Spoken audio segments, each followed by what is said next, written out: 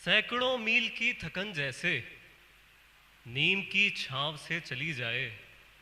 लाख शिकवे गिले थे दुनिया से, फिर मेरी जिंदगी में तुम आए।